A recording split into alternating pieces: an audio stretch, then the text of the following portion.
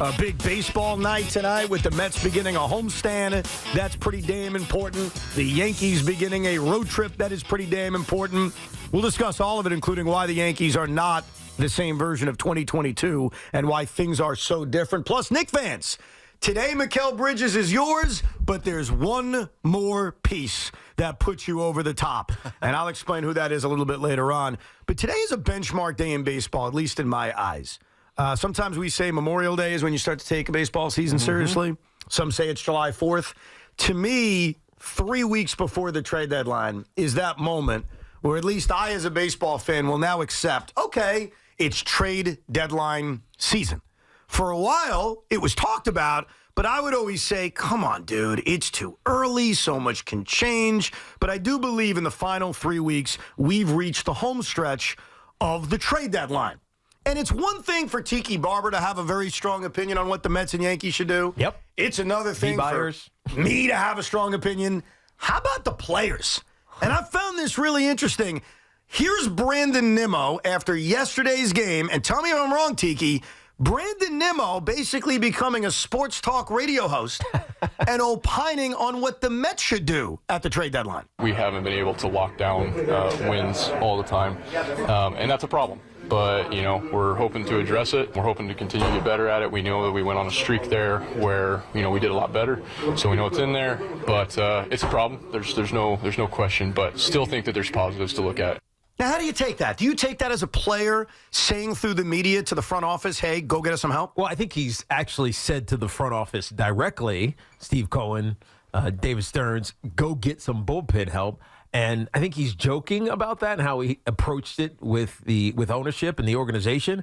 But with jest and, hey, Steve, we need some bullpen help. Hey, Dave, how about you get some relievers back here? There's some seriousness. And the fact that he's willing to say it publicly means that they're talking about it internally, meaning the players. Yeah. And so we know what the issue has been really most of the season. Yeah, there have been some games where they haven't hit, but the glaring weak spot for this team is the bullpen. They cannot hold leads. They cannot hold big leads. Now, part of that's on the offense to just score some runs and give them your insurance, etc. But if there was one thing you were pointing at, it would be the bullpen. And so the fact that the players are talking about it means that this is something that Steve Cohen or David Stearns, if they are going to help the players believe in themselves, are going to take advantage of. I think they have to do it now. You know, without a doubt, they have to do it. It's one thing for me as a fan and for everybody listening as fans to state the obvious, which is they need bullpen help. But when you have a player openly saying, hey, go get us some help, you put yourself in a spot where you better get help. Well, here's the retort.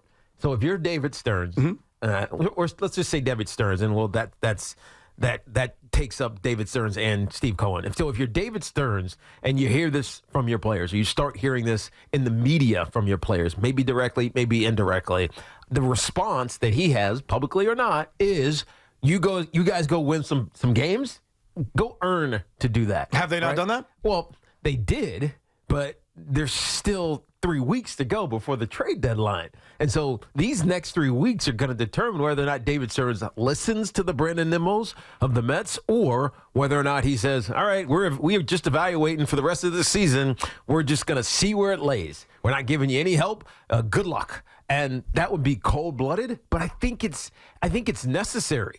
David Stearns has to reset this Mets team. He has to get it in his own image, not dissimilar to what Joe Shane has been doing with the New York Giants. It is his job, it is his right to evaluate it the way that he wants to. And the only way the players are going to have a say is if they start playing better, period. Yeah, okay, but here's the problem with all of that. The last 9 times the Mets have lost games, I could argue that 6 of those 9 times came squarely on the back of this Met bullpen.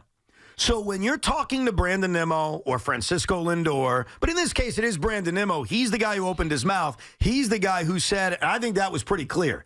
I think that is a clear line to the front office, go get us some help. I would agree. You would be telling them, hey, go win more. Oh, by the way, most of the time when you lose, it's on the bullpen, which is like incredible to say, but it's true. And there are some games where you can go back and forth on it, like when they lost on the 4th of July. And Jesse Winker hit a game-winning home run in the bottom of the 8th inning. You could argue that, yeah, it's on the bullpen, but isn't it really on the fact that they couldn't score? Yeah. Sure.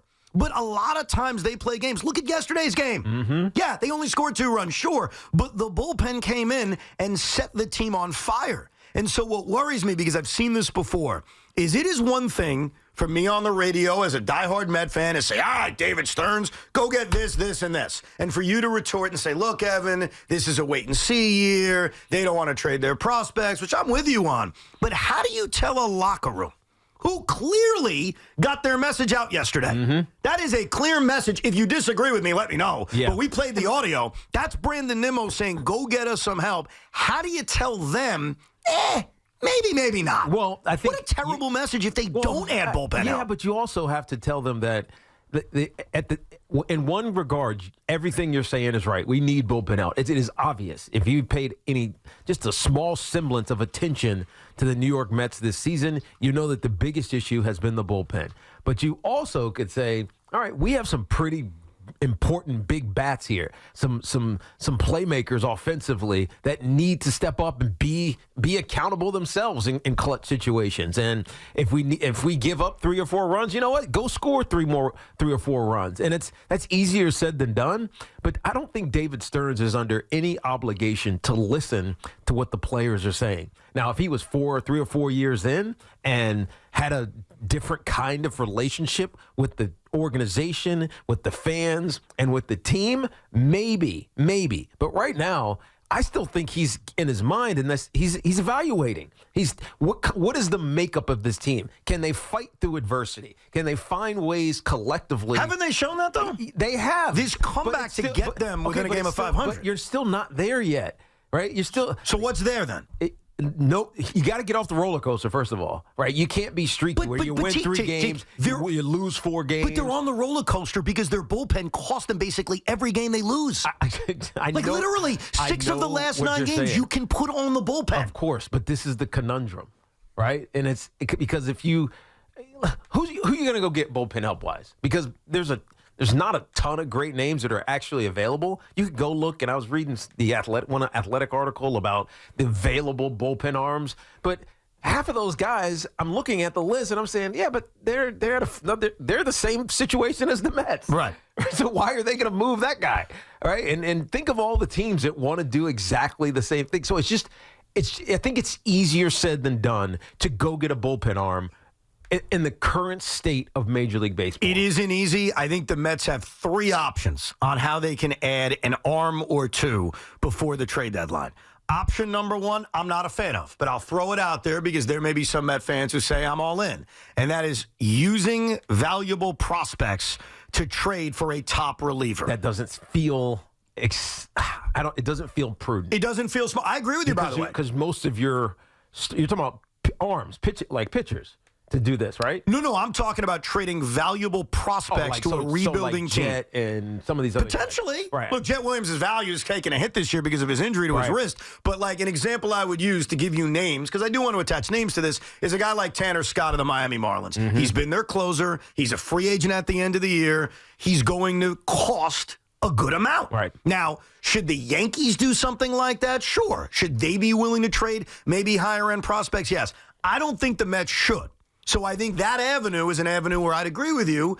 I wouldn't do it if I'm David Stearns. I would not trade valuable prospect capital for one of the top-end relievers. That's option number 1. I think we're on the same page. Yep. I stay away from it.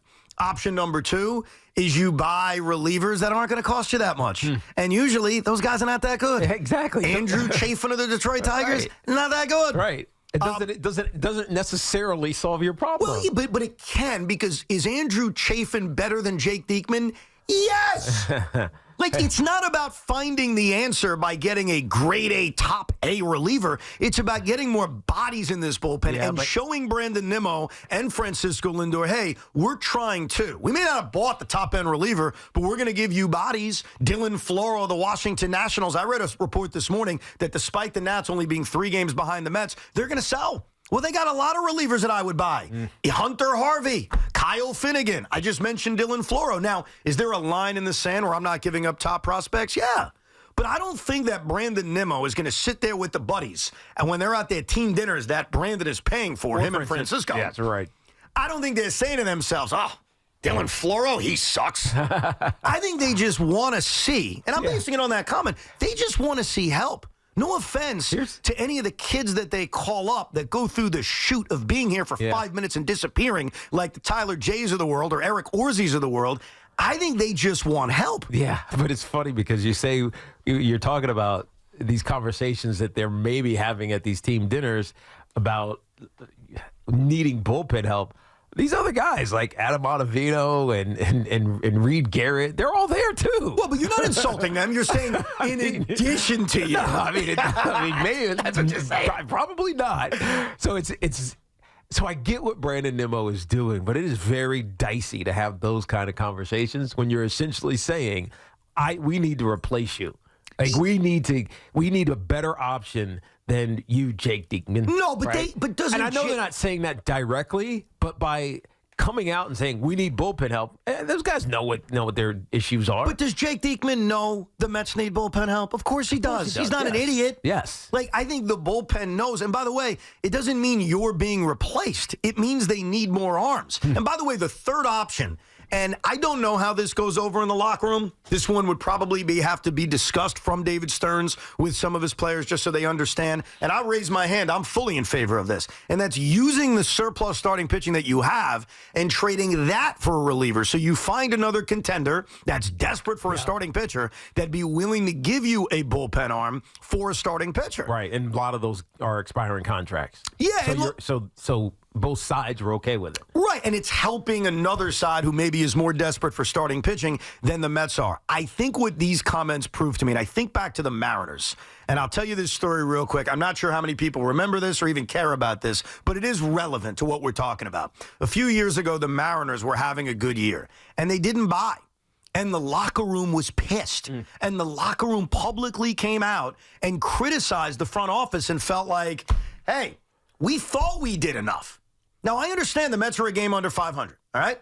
But they've also played incredible baseball to get to this point. And like I mentioned, how many games this season, forget just the last 2 weeks, have they lost because of their bullpen? Yeah. If you win a handful of them, you're in the wild card spot. Of course. So you would think, and you tell me as the athlete, I know the NFL is very different when it comes to the trade deadline, but how would you feel? Well, if you're in that room and you know you're good enough. You'd want change. Right. Right. You want in the NFL in my day, it was different because the trade deadline, which has always been there, was never used. It wasn't even a thought. Hey, we're going to trade for a better kicker or whatever. It just never was the issue. But it was talked about, well, this guy needs to be playing instead of this guy. And I think I've told you guys this. We had the hot box. We just talk about it, right? And you couldn't get offended. You had to basically accept it, even if they were talking about you. And so in the NFL, it was all about merit. And if you weren't holding up your part of the deal or your accountability on game days consistently, then somebody else had to play. And so that was the way it was handled in football. Baseball, because the trade deadlines is still 3 weeks away, and by the way, trades can happen at any time, then it makes it more immediate if a guy is underperforming. The challenge for baseball, though, and I seem to see this over and over and over and over again, good or bad player, is that organizations tend to want to give it time, right? They tend to want to say, well, maybe he'll come out of this. Well, let's see after his next 2 or 3 outings before we make a decision on that guy. And sometimes that makes it too late, right? You just end up waiting and believing in the guy that you brought, and ultimately he doesn't live up to it, and then you're stuck with him. That's why, in my opinion, the New York Mets have 6 days. They have 6 games coming up against the Washington Nationals and the Colorado Rockies. And quite frankly, this 6-game stretch can sink them. If they somehow lose 4 out of 6, and it's baseball, you never know. Right. And all of a sudden, the Mets are 3 games under 500 going to the All-Star break. And now, instead of being 2.5 or 3 games out of a wild card spot, they're 5 games out of a wild card spot. I don't think David Stearns does a damn thing. I don't think he cares what Brandon Nimmo says. If the Mets can go out and have success on this homestand and get above 500, and they better be above 500 going into the All-Star break. I mean, let's put the gauntlet down on this crap. Yeah, I mean, they better be. Look, they have 6 games at home against beatable teams. Yes. I mean, ideally, you want to sweep them. Yeah, I mean, I'm not getting that nuts, but sure. But ideally, you would love to sweep them. I would love a lot of things in life, right? But especially if Washington is basically saying, yeah, you're chucking them into whatever, we're folding here. And the Rockies are bad. And the Rockies are just bad. Ideally, you want to sweep. And then you can go to David Stearns and say, all right, we did what we needed to do. Bye. See, bye. I look at what Brandon Nimmo said. I look at the Mets run. I look at how they've lost games over the last few weeks. And what I hear from the captain, or at least one of the captains of the New York Mets, because I think it's him and I think it's Lindor, and lately it's been guys like J.D. Martinez and Jose Iglesias, is they are asking for help. The question is, will the Mets deliver it? As a Met fan, do you look now and say, David Stearns, year one, you better supply that help? We'll get your calls coming up, 888-808-1019. And a very important question we'll answer on the other side, because I think this will help kind of dictate how aggressive you think the Mets should be before the trade deadline. We are now at a part of the season where we can take a deep breath, right? The Mets had their horrible run. They have recently had a good run. And recently they've been kind of mediocre-ish to where, okay, we're not too emotional one way or the other. What are the New York Mets? Are they a really good team? Are they a good team? Are they a mediocre team? Do they simply suck? And what's happened over the last month was with mirrors. That answer to that question, to my fellow Met fans, should help answer the question for you on what they should do at the deadline.